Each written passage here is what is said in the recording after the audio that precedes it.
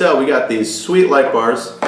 Not really bars, but little pods that were sent over to us by our great friends at Nicoko.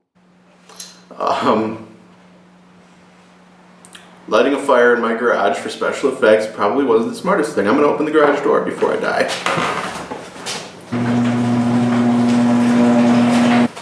It sure did look cool though, right? I mean, look, you can still see it. I can't breathe, but I'm also going to shut these off because that's super annoying.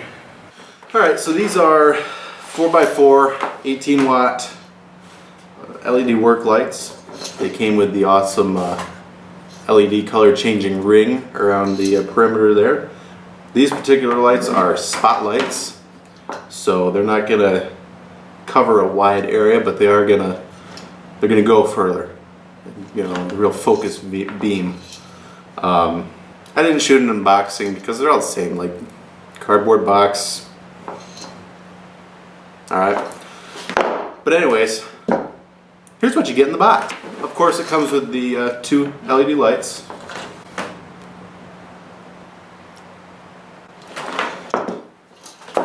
Which come with a waterproof connection here, so you can, you know, for whatever reason, if you need to unplug one, boom, you unplug it and swap it out, whatever. Makes installation a lot nicer and easier. Seemed to work pretty decent. When I first got them, the plastic's kind of thin here, and from the shipping process it was kind of oval shaped, but it once you get things lined up, you line up the arrows on there and you slide it together, you wouldn't even know. You have a pretty lengthy lead off of between the light and your control box here. So this is your controller for the color changing LEDs. Communicates with this here remote control. This one actually comes with a fuse, which is something you don't see a lot. It's got a 30 amp fuse in there, which is nice that they include that. It's also got crimped eyelids on it, so should make installation a lot easier. You don't have to worry about putting a fuse in it or whatever. Just hook her up and go, you know. These here are the mounting brackets, bolts, all that fun stuff. I actually really like this mounting style that they have here on these lights. That being said, I haven't actually mounted them to anything, so they could be a total pain. But it's got 2 nuts and a slit right there. So you take and put that on there and line it up with the nuts, drive a screw in there, and it makes it so it has a really low profile mount, you know, so it's not sticking way up like some of them. So drill your hole, put a bolt through there, bolts it to whatever, put your screws in there, you can slide it back and forth, so you get quite a bit of adjustability out of this whole system. So that's the mount. It's fairly simple. Like I said, I kind of like how it's really low profile. The lights themselves, they're about what you would expect. Holy crap, someone turned those on. Seem to have a mind of their own. I don't see any obvious defects with them. Seem to be good shape. You got a plastic lens covering up your LEDs. Some cool little funky magnifying glass thingamabobs. The only thing that I did notice, which I've noticed this on a few other ones, they put this little rubber grommet here where the wire goes into the light, and these ones seem to be really kind of flimsy and they don't stay in. When they showed up, they were both like that, just sitting down here. But this is not what seals the water out. This is more of for looks and more of like a strain relief to keep your wire from chafing on the metal. If you look up in there, I don't know if you're gonna be able to see, but there is some white silicone goo that they ooge in there, you know, keep the water out and stuff.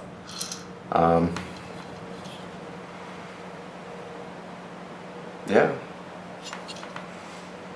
Other than that, I really don't know what to say. They're pretty straightforward and simple. You push the white light button, the white lights come on. You can make the white light flash. I hit the AL button. I don't know what that does, but you can also turn the white light off. You can turn on the color changing LEDs, and when you first turn them on, they will cycle through red, green, blue. You can pick whatever color you want: orange, yellows, cyan, purple, and white. Hit the auto button.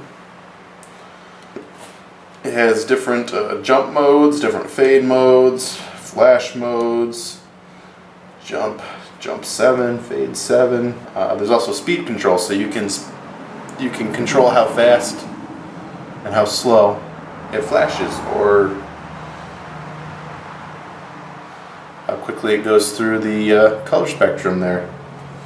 So that's pretty nifty. You can also, maybe not. Oh yeah. It's got a button here so that you can actually adjust the brightness of the LEDs. So if you want to kind of turn them down for whatever reason, set the mood, you can do that. No one's going to stop you. So, and this is a RF remote, which means that it operates off of a radio frequency rather than an infrared. So it doesn't matter where you point the remote, even if you cover up the end of it. It's still gonna work. So, which is nice because you don't have the IR LED sticking down that you got to have somewhere, and you got to point the remote. And so that's nice. Comes with some hardware and stuff, you know, nuts and bolts. Pretty typical. So yeah, let's go see how bright they are outside. I mean, they're pretty darn bright. But you can see, if I point you at the wall here. See, I'm standing maybe 6 or 7 feet away from the wall. That's about how big of a circle we get, maybe a 2.5 foot circle. So it's a really focused beam, but they seem pretty bright. So like I said, let's take them outside and see what they'll do. Alright, so we're outside. One thing I want to mention here is one thing that I like about, I think every set I've ever gotten of lights like these with the color changing LEDs around them. When you turn them on, they default to the single white light solid, which is good. So if you wanted to hook them up to parking lights, or which I don't know why you would, you're a complete jerk if you're one of them people who drive around with these things on all the time. But you know, if you wanted to use them for reverse lights or something, whatever, that way when you first, you kick it into reverse, they come on and they're just white lights. So one of my favorite features. So I only have one hand. I lied, I have two, but this is just one of the lights. It's much brighter in person, but it does a very good job. I'm gonna try not to blind these people coming down the road. So anyways, it does a decent job. I don't know how far away we are from the woods there, but it does a pretty decent job of lighting them up. As usual, the camera doesn't really do it justice. It's much brighter in person. So here's with two of them in the same spot.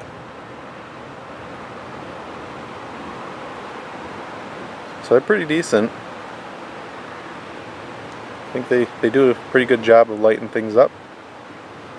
Go ahead and put on the color changing LEDs. You probably wouldn't be able to see them, but they're pretty bright as well. Oh, that was bad.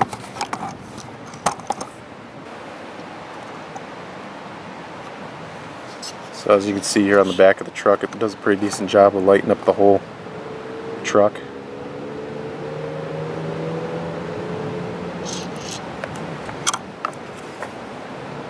Switch them over to white. I think one of the features that I like is how you can turn on the white light. You can control them individually, so you can turn on the white light and then you can turn on the flash. So if I put these on my work truck and I use them for plowing, I can turn on the so it can strobe at the same time as it's lighting my way, That way I can blind them and stun them all at the same go. You know what I mean? It's the way to do it. Of Of course, my review would not be complete without some sort of water torture test. So in they all go.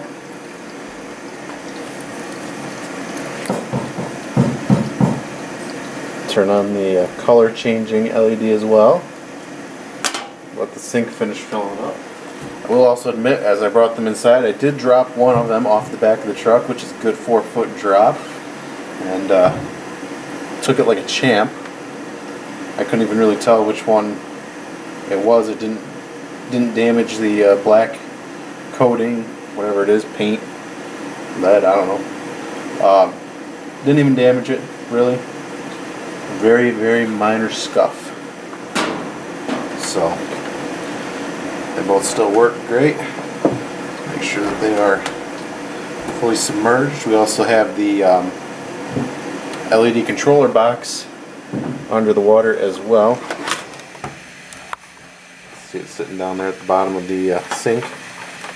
So I guess we'll see if this is all waterproof.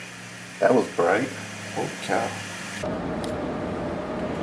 Alright, so we got a little carried away with our water test here. They've now been marinating overnight.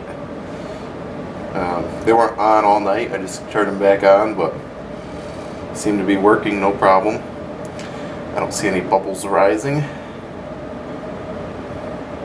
which is good. So let's pull them out of the water and see if they got anything in them.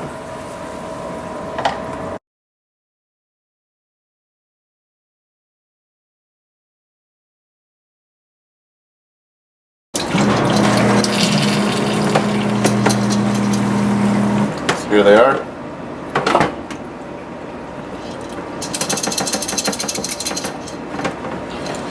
Go ahead and turn them off so we can actually see inside of them. It's got a little bit of water in there. It's not awful. I think that this one was the one laying on the laying face down. Maybe a little bit of water in this one.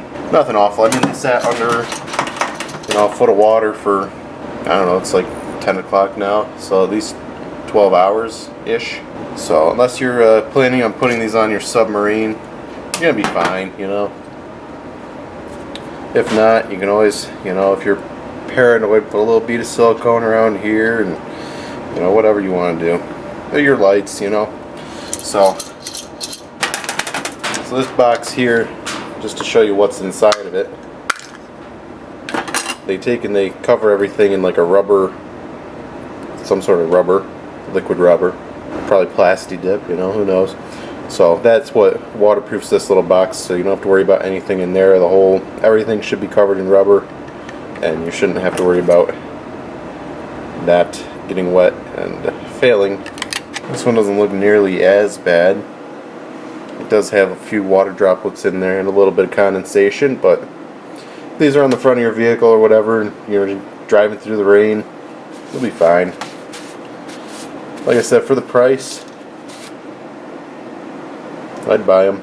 So if you want to check out these light bars for yourself, I'll leave the link in the description to their Amazon store and these lights themselves. If you have any questions regarding these light bars, just let me know. I will try to answer any and all questions. Thank you. Have a lovely day.